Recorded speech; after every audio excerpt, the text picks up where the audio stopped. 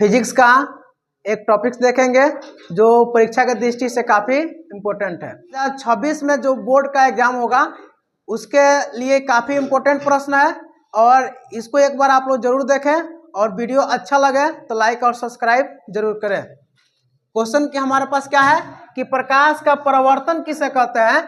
तो ये क्वेश्चन जो है ये प्रश्न 2 नंबर में आएगा और बहुत आसान होता है। लिखिएगा, जब प्रकाश की किरणें किसी चिकनी सतह या चमकीली सतह से टकराती है तो उसका अधिकांश भाग उसी माध्यम में लौट जाती है।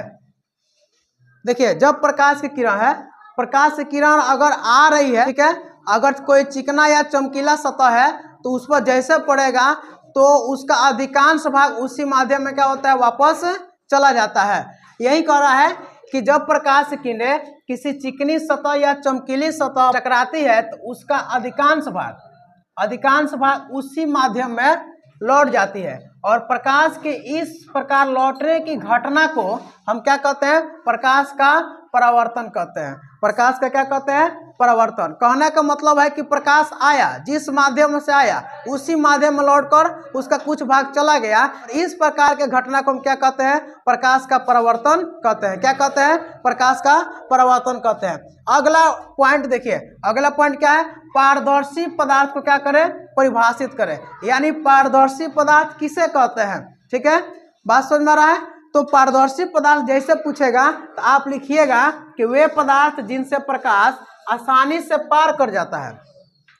अगर कोई पदार्थ है, क्या है, कोई पदार्थ है और उस पर प्रकाश जैसे ही पड़ा तो उस पदार्थ से प्रकाश क्या निकल गया, बाहर निकलकर चला गया। प्रकाश जो बाहर निकलकर चला गया। तो इस प्रकार का जो पदार्थ होता है उसे हम क्या कहते हैं, पारदर्शी पदार्थ कहते हैं। क्या कहते हैं, पारदर्शी पदार्थ। जैसे कांच, अगर आपके पास कांच है, मान लीजिए अगर आपके पास क्या है, कांच है और कांच पर जैसे प्रकाश पड़ेगा तो प्रकाश कहाँ चला जाएगा, इसको पार करके दूसरे साइड में चला जाएगा। हाँ, लेकिन यहाँ पे शर्त यह है कि कांच जो है इसके बाहर लेप नहीं होना चाहिए, मतलब एक सतह पर लेप नहीं होना चाहिए। अगर एक सतह पर लेप कर देंगे तो प्रकाश क्या हो जाएगा, रिफ्लेक्ट हो जाएगा, यानी वापस लौट जाएगा। जैसे आप जो आईना का उपयोग करते हैं उसके पीछे देखिएगा कि उसके पीछे क्या होता है, कलर होता है, ठीक है। तो उस पर जैसे प्रकाश पड़ेगा तो रिफ्लेक्ट हो जाएगा। क्या हो जाएगा, रिफ्लेक्ट, यानी वापस लौट जाएगा। जिस माध्यम से आ रहा उसी माध्यम में लौटकर चला जाएगा, ठीक है। दूसरा एग्जांपल इसका देख लीजिए, पानी। पानी जो है इस पर प्रकाश पड़ेगा तो आर पर होकर चला जाता है, फिर क्या हो जाएगा, हवा, ठीक है। अगला टॉपिक्स देखिए, अगला टॉपिक्स क्या है, पारभासी पदार्थ। पारभासी पदार्थ समझते हैं।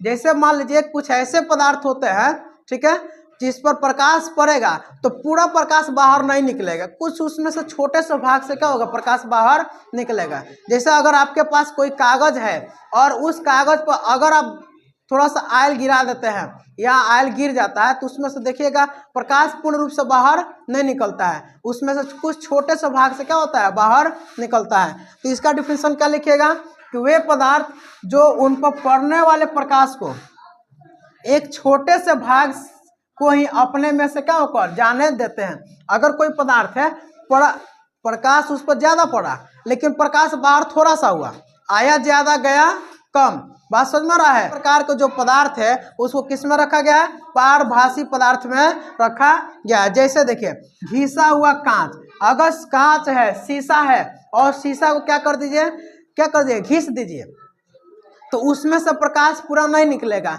बहुत कम मात्रा में निकलेगा। बात समझ में आ रहा है। अगला एग्जांपल देखिए, तेल लगा कागज, अगर कागज पर तेल लग जाएगा तो इसमें से प्रकाश बाहर पूरा नहीं निकलेगा। कुहासा, चर्म, ठीक है, दूध, रक्त, हल्के बादल, ये सब किसका एग्जाम्पल है, पारभासी पदार्थ का एग्जाम्पल है। तो ये एग्जाम्पल जो है ये काफ़ी इंपॉर्टेंट है।